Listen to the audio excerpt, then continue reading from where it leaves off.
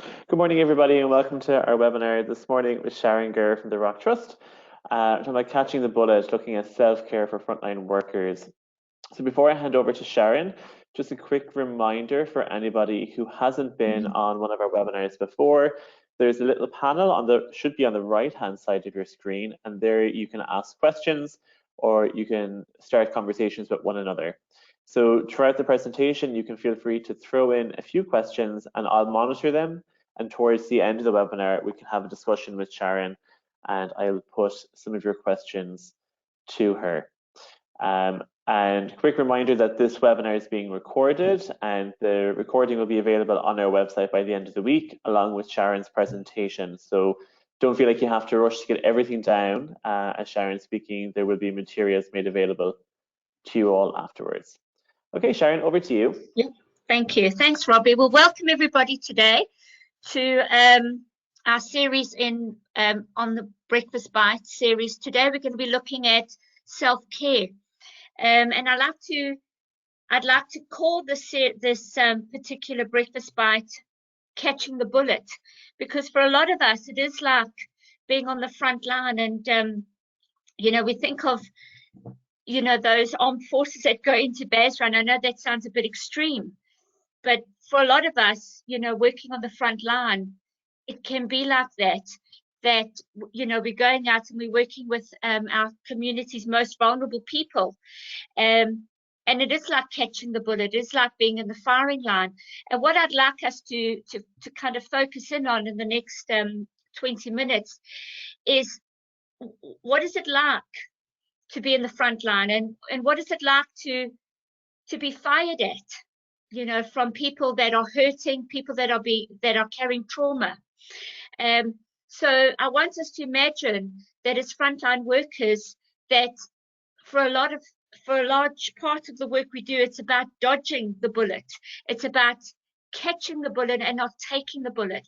So with that analogy, what I'd like us to do is to just have a look at what is self-care and the importance of self-care when we are helping others. I came across this explanation, and I think it's so helpful when we kind of look at the work that we do and why we do it. And I just want to read it out to us, and I'd like us to I'm going to read it slowly, and if we can kind of meditate on this explanation, and I think it will resonate with quite a few of us. It says, the helpful professional is one who is prepared to be involved, to get in touch with service users, inner world, and the pain that they will find there, and to make warm relationships. At the same time, they need to find enough distance to keep the capacity to think, rather than lose themselves in unhelpful rescue or angry rejection. And I think it's so important for us to keep that perspective of why we do what we do, and when they talk about, being prepared to get involved in our clients' inner world, inevitably, when we go there, we're going to face our clients' pain, and that's going to have a huge impact on our own well-being. And if we can kind of just focus on that, in order for us to be the good workers that we are, it means that we've got to give of ourselves.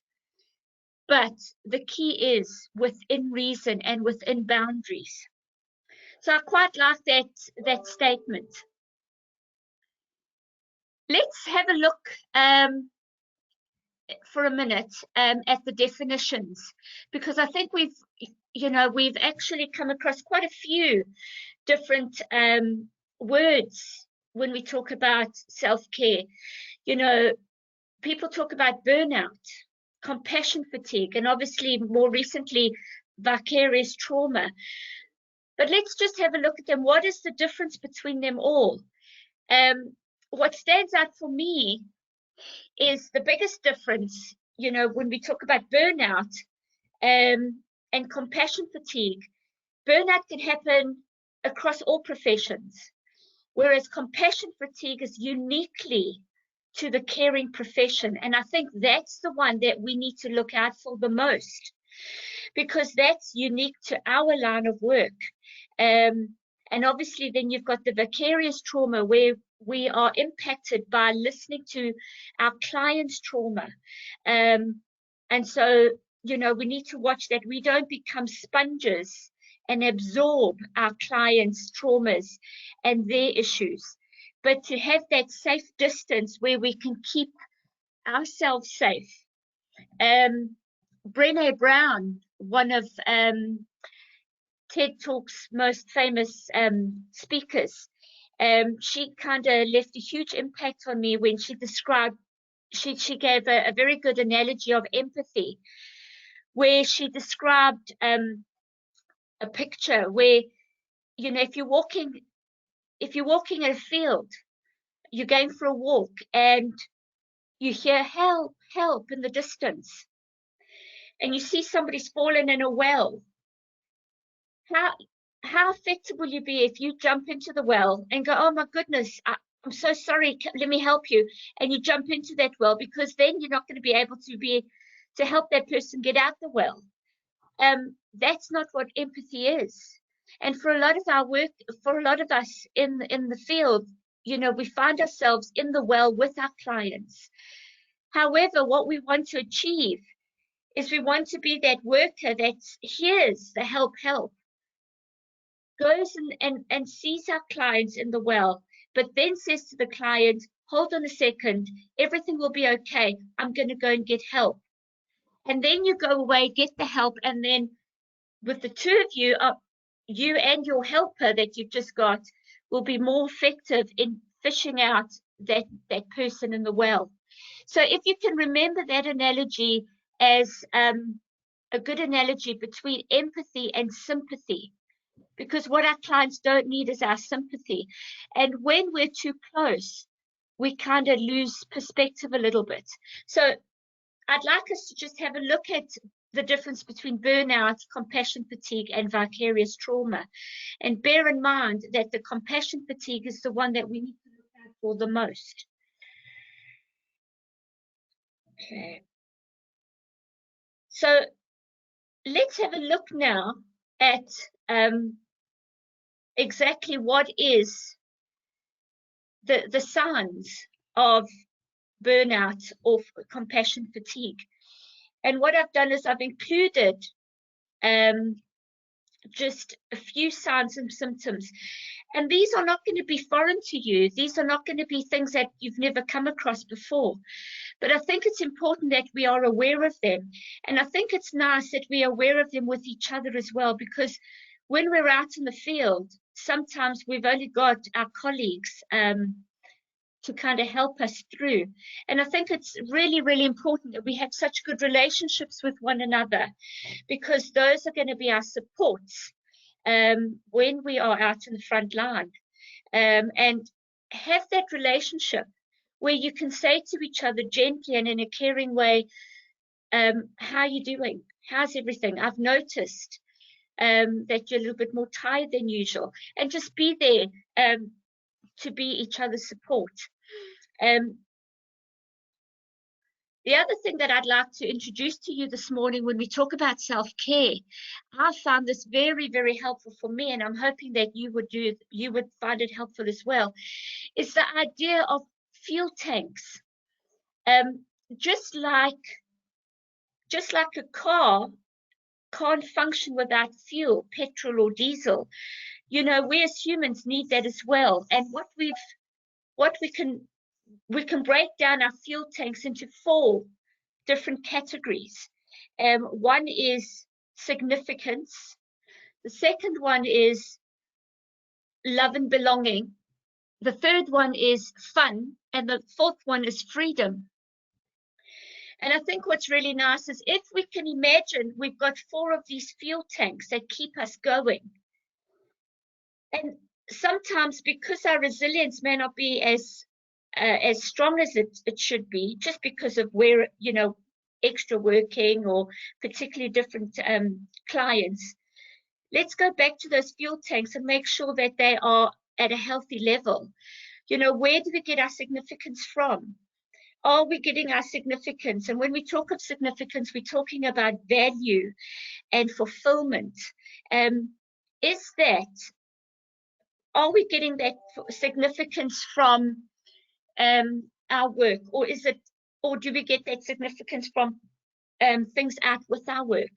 Do we have interests and hobbies that make us feel fulfilled as well, not just our work? In other words, let's not put all our eggs in one basket. Let's spread our significance over our personal life as well. Love and belonging, very important.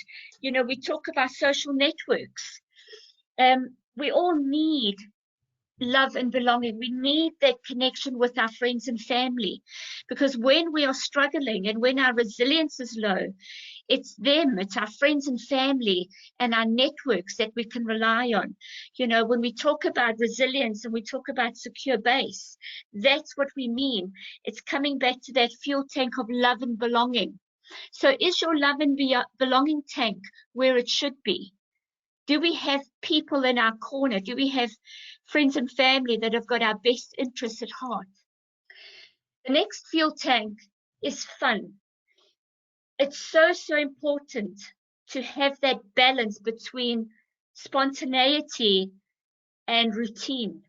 For a lot of us, you know, part of our mental well-being is to have that spontaneity. You know, it's important, yes, to have routine and structure, but equally, we need to make sure that our life is balanced with fun and enjoyment as well. And the last thing is freedom. And I think that's quite profound where we are right now in this lockdown time. It's so important.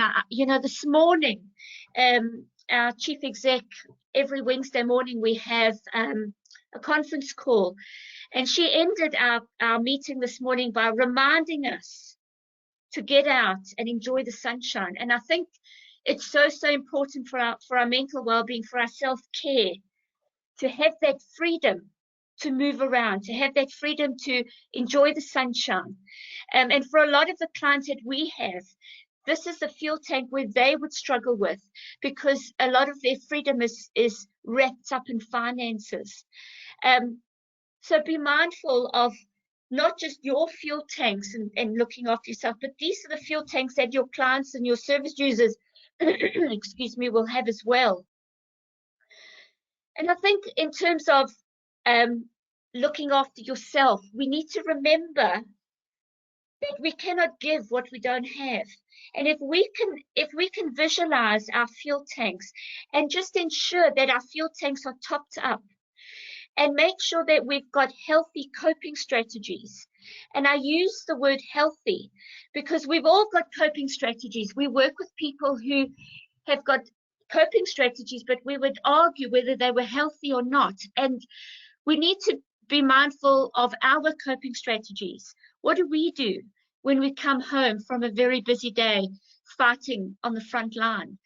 What do we do to release the stress and the pressure? And just spend some time thinking about what it is that you do to make yourself feel better. There's nothing wrong with, you know, what we call our vices, but if it's affecting the rest of your life, then maybe we need to go back to the drawing board and see, you know, is there healthier ways of relieving the stress? Exercise. Are we getting a good night's sleep?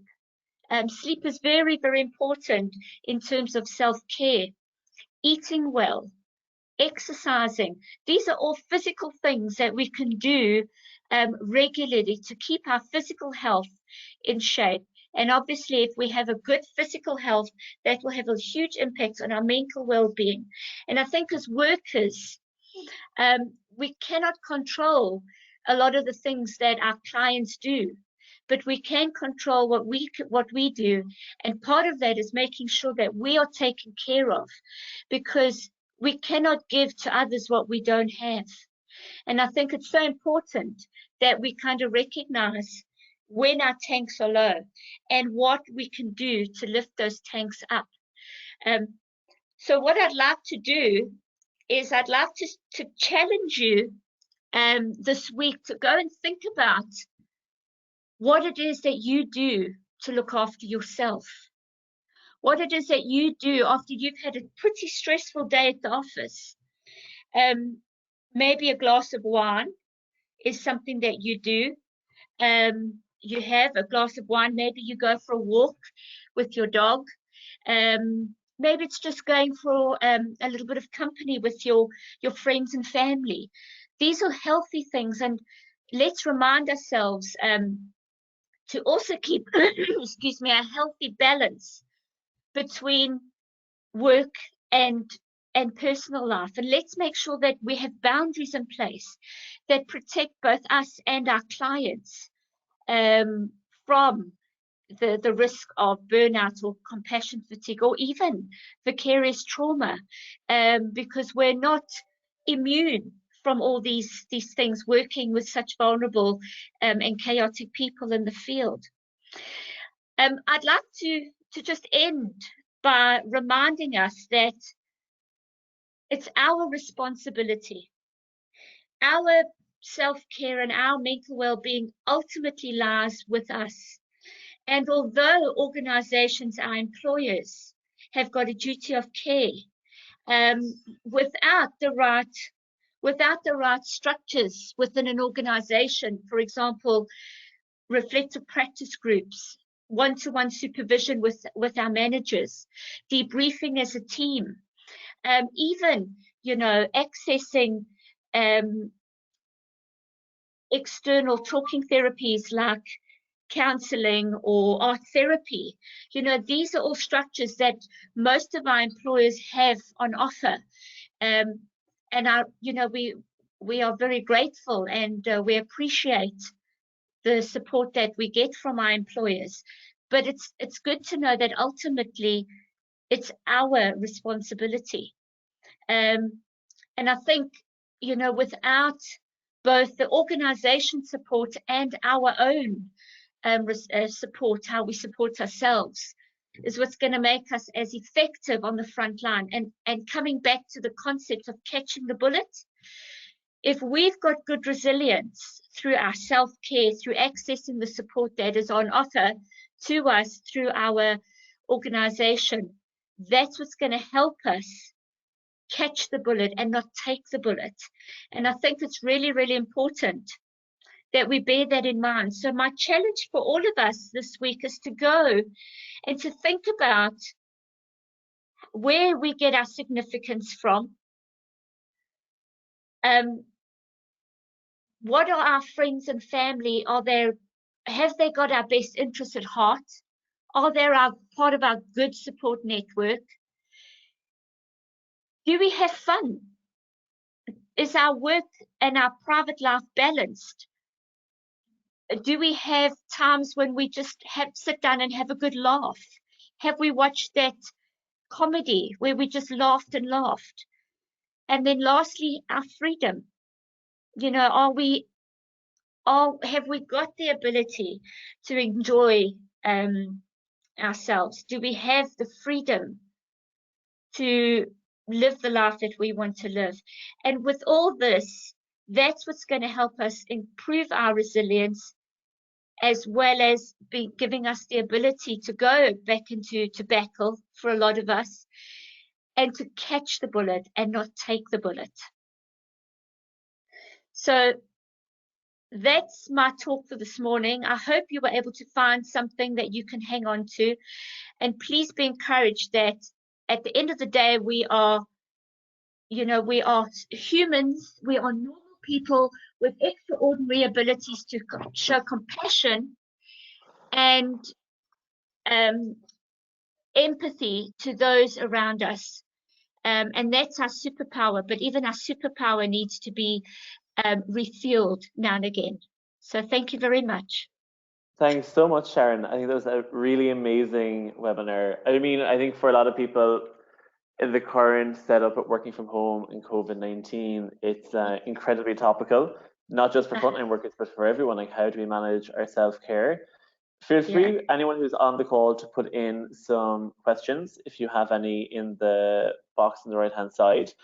I'm just going to get started with one quick question. I thought it was really important what you said, that divide between the responsibility on yourself to monitor your fuel tanks and to take charge of them, and not for it to always be the responsibility of your manager or your employer.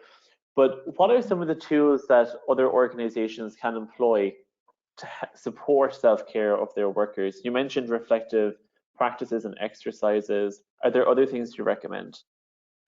Yes, well, the thing is, why don't, good ideas to kind of look at starting a mental health well-being type champions in each team, where, as teams, you can look out for one another, get together and go for a walk in your lunch break. Little things like that, but just to keep everybody in mind, how are you today? No, not how are you. I'm asking how you are today. It's this little looking out for each other. And also, as much as possible, can the workers have duvet days? Part of their annual leave. When things get a little bit too tough, can you not work from home and just have a duvet day that's arranged, and that's part of your mental well-being program? Some organizations have that, and it seems to work quite well. So yes, it's just about being creative, I suppose. Yeah, thinking outside of the box. I've also heard of organizations that do mental health days, where it's not that there's something physically like you have a flu or a cough, but it's just you need a day. Yes, exactly. So yeah, that's right. Most of the comments in the chat box are of thanks. People are really interested. They really liked it. There was one other question just around tools to catch. Do you have any tools to catch provider well-being in your organization? I think you just addressed that really. It was the same question of things that organizations can do. Unless anyone has any more questions to put into the box, or unless Sharon, you have any last comments to make, I'm happy to close this morning's webinar. That's fine. No more comments, just to go out there and keep on doing what you're doing. Yeah, and to really take that challenge to think about what are each of our fuel tanks and how can we recharge them over the course of the week. That's it for us today then. We will send out the recording of this webinar and the presentations later in the week. We also have upcoming webinars as well over the coming weeks. We have to finalize that list, but I'll send them around with the follow-up emails so you can register for next week and the following week as well. And if anybody on the call would like to join a webinar and to present, feel free to get in touch with me and we can organize your participation in another Wednesday morning.